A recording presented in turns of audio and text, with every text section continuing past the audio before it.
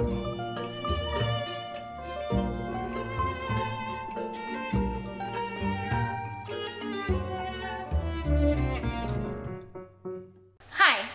you're watching Dog Ear Musings, and today I'm doing a book review of the hybrid horror novel slash family saga on grief called Monstrilio by Gerardo Sámano Córdova. This was a mashed potato book, which I'm not sure if you listened to the Books Unbound podcast by Ariel and Raylene, but that's a term that they've kind of coined for a couple of years, where it's a book that is on your mind that you know you would love to read, but you just put it off because you're waiting for the exact right moment to read it.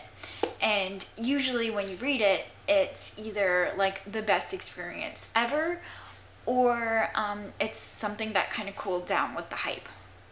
For me, I loved Monstrilio, and today I'm going to talk a little bit about what really worked within this book. So who is Gerardo Sámano Córdova? Well, he is a writer from Mexico City, and in an interview that he did, he kind of talked about the large inspiration for his book as the concept of familial love and just how far the parameters of love can be stretched in regards to morality. And you can really see his influences, which span from Frankenstein, Samantha Schweblin, Carmen Maria Machado, as well as Shirley Jackson, which all have like very much inspired and also influenced his work, while he himself is has a very individual and unique voice. Córdova also is a renowned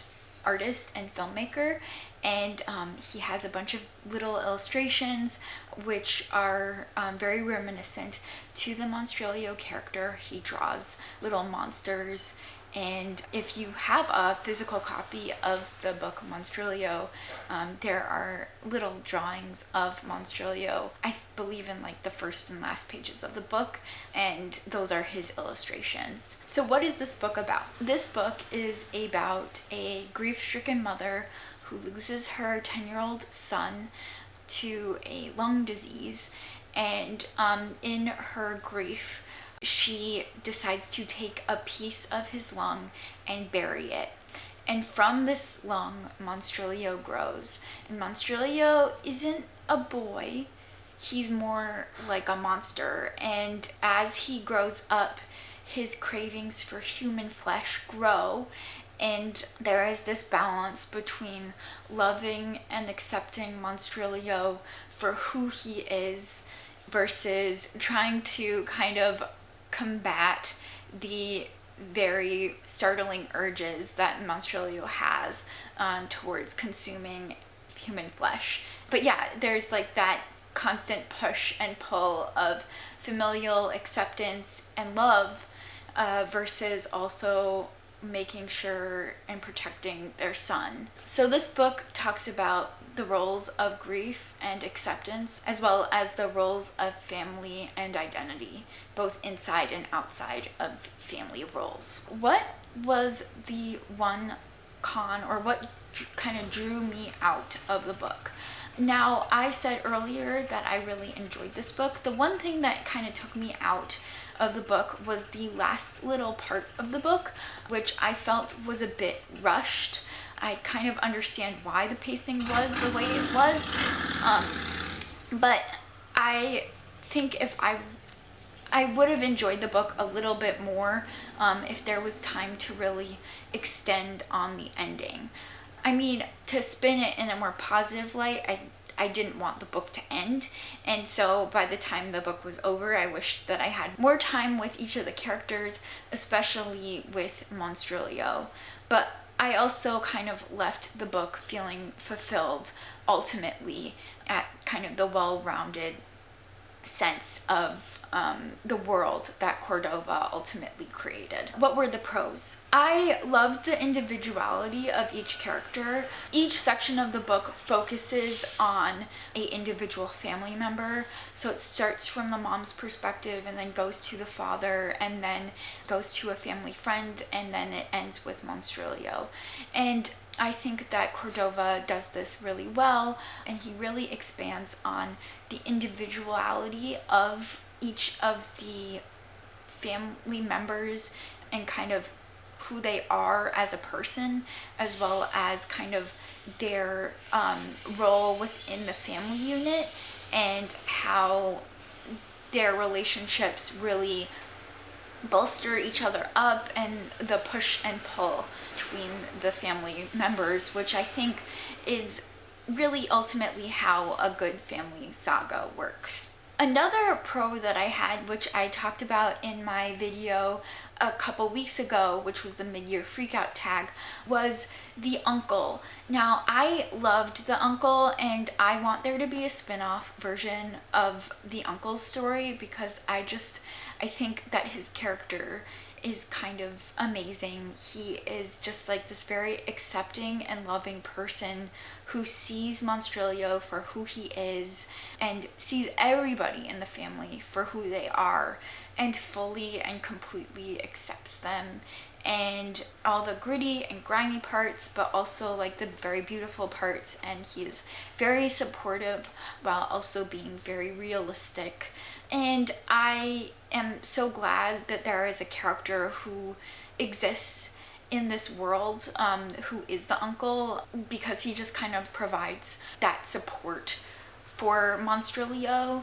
And I think in a way he also provides that support for the reader who is kind of going along in this grief journey with the family.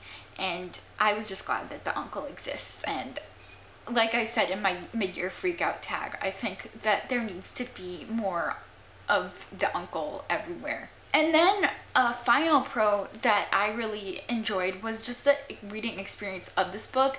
It kind of felt like an opera because of the kind of romantic style of the writing, as well as its romantic influences like Frankenstein.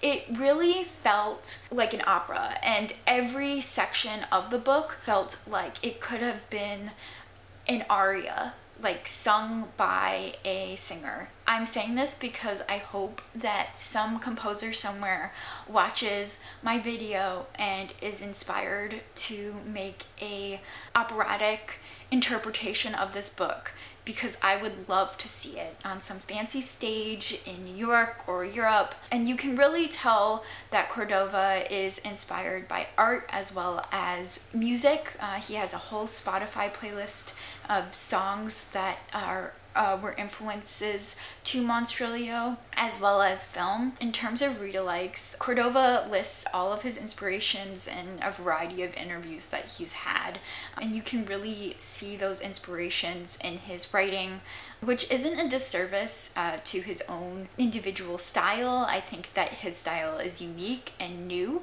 while also leaning into those romantic horror elements. I think you can see those elements of Shirley Jackson and Frankenstein, as well as contemporary Samantha Schweblin and Carmen Maria Machado, as well as Maria Enriquez. You can see all of those there within his writing, but also I think where Córdova excels is he is a voice in the conversation, and he is a voice that can stand on his own, but also walks along with those voices who have been in the conversation too. So those were my thoughts on Monstrilio. If you're looking for a horror book to read this summer, I think that reading scary stories in the summer is kind of a perfect vibe.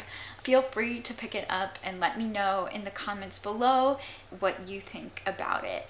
This has been Dog-Eared Musings. I'm Monika. Happy reading.